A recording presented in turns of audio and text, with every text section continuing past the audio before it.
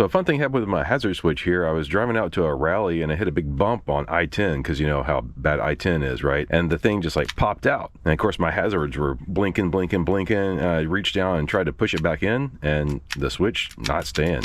And you know, I thought no problem, I'll just disconnect it, right? And just be on my way. But once I got this thing all taken apart and this pulled out and disconnected, I found out that my freaking turn signals don't work. The turn signals route through the hazard switch. Yeah, thanks a bunch, Fiat. So now we gotta replace this guy. And this isn't too bad to do. There's a couple screws on either side of the middle console here that you have to take off. And then once you get those off, you can slide the whole console forward.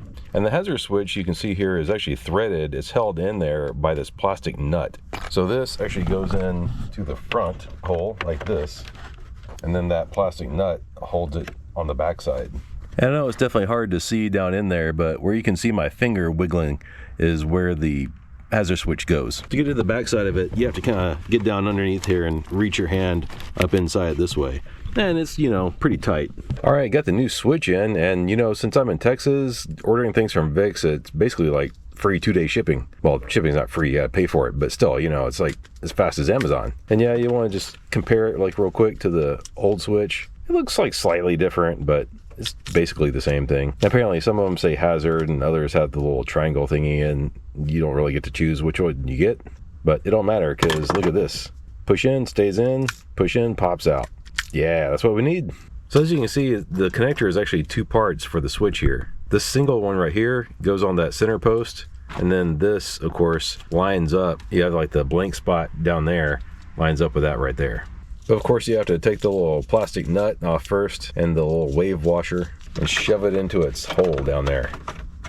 But now with the switch in its home, you gotta put the little wave washer and nut on the switch. Okay, so I didn't end up pulling the radio back a little bit, and I was able to get my hand over the top of it so I could actually get to this connector. But you know, you had to do pretty much all this by braille, had to feed the little plastic nut onto the switch just by touch. And also this center connector, you know, once you get the outside connector on, the center connector, you know, I don't know, you just have to do everything by feel, right? And good news, my hazard switch does work. You can see it blinking down there. But the bad news is that I have some sort of issue with my turn signals now. You can kind of see it is very faint, but my right turn signal is working, but my left turn signals ain't. So, I don't know.